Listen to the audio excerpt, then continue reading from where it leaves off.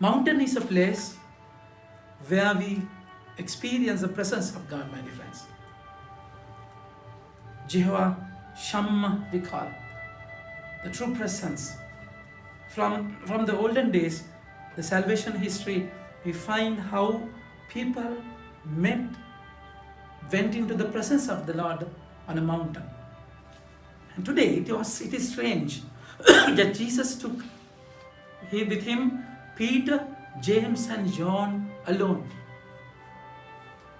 because they are chosen, they have a special mission. Peter is our first pope, is the leader. John is the only disciple, beloved disciple, and he's the only one who is not persecuted. And James is the first to kill among the disciples. So the first to go to heaven and the last to go to heaven, and Peter the leader. So they all represent the whole community, isn't it? So Jesus took them for this new experience. And only 3 of them with a purpose, with a clear purpose. Because they were taken to the Garden of Gethsemane, where they saw how he suffered terribly, spiritually, mentally, psychologically. So they saw that. So in the presence of God, in deep prayer, his clothes became radiant, intensely white as no one on earth could bleach them. So it's a sign of purity, glory, Shekinah we call that. And a cloud covered them. So that's the mystical aspect of prayer. And in the prayer, if you are not in the spirit, you will speak nonsense. As Peter wanted to stay in that comfort zone and said, Rabbi, it is good that we are here. Let us make 3 tents. One for you, one for Moses, and one for Elijah. So that's what he thought. Because the word says, for he did not know what to say. That's exactly why. He didn't know what to say. So the prayer sometimes can become a comfort zone, where you always want to feel the presence, isn't it? The prayer has to be more than that. So it has to be very concrete, down to earth. You can't just loaf about, float in your prayer. Kind of spiritual ecstasy, isn't it? It has to be something more than that. Of course, as a gift, you might experience that presence, that Tabor presence, Tabor experience. But then, St. Luke beautifully says, though we read the Gospel of Mark today, in Luke chapter 9, verse 31, here it is said Elijah and Moses, they were talking with Jesus. What they were talking, St. Luke says that they were talking about the agony, the suffering that he is about to experience in Jerusalem. So prayer is a place where you experience the calling. Why you are called. I mean, it should not be a comfort zone. Prayer is a place where you are challenged. Moses represents the law in the past. Elijah represents all the prophecies.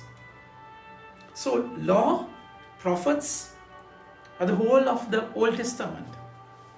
So word of God is one of the main things in the prayer, in your prayer. That's exactly where the Lord spoke to them. Because Jesus wanted the real meaning of his suffering. There are 2 mountains. Mountain of Tabor and mountain of Calvary. Mount Tabor, Mount Calvary. So these are connected, isn't it? So clearly connected. In Calvary, Jesus was talking to two thieves. And Tabor with Elijah and Moses. And in Calvary, Jesus' face was deformed. In Tabor, his face was shining as if Moses' face was shining in Mount Sinai. My dear friends, so it's a deep prayerful experience where the Lord is asking them, this is my beloved Son, listen to him. So prayer mountain should be a place where you listen more than you jabbering, you lisping, you talking.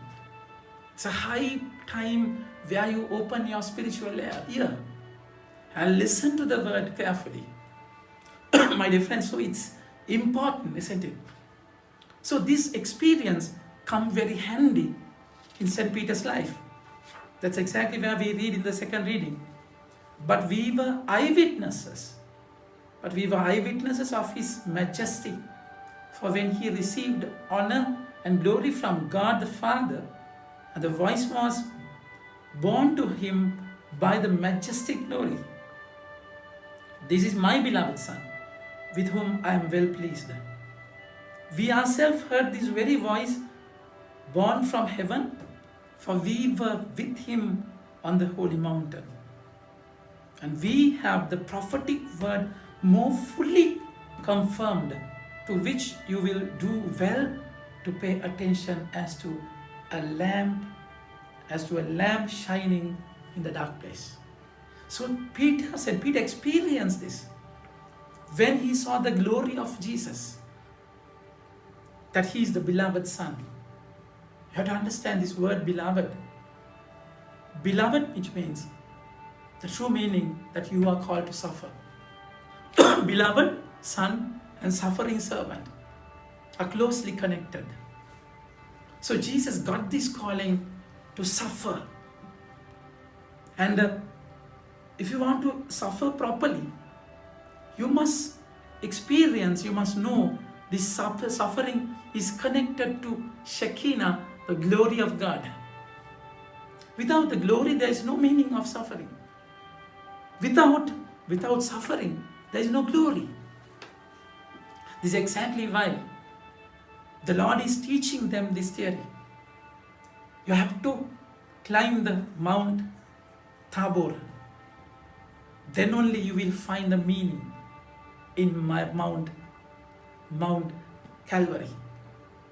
So you know that I suffer with a reason. I suffer with a purpose. There is a glory, there is honor waiting for you. But then they had to come down from that Tabor. When they were coming down, they only saw Jesus. And they no longer saw anyone with them but Jesus only. So Jesus is saying, don't tell no one. Jesus, he charged them to tell no one what they had seen until the Son of Man had risen from the dead. Because you can't just hold on to Tabor, greedily wait there without having that comfort zone close to your heart. No, you have to climb down. Only with Jesus. That you have to climb the Mount Calvary.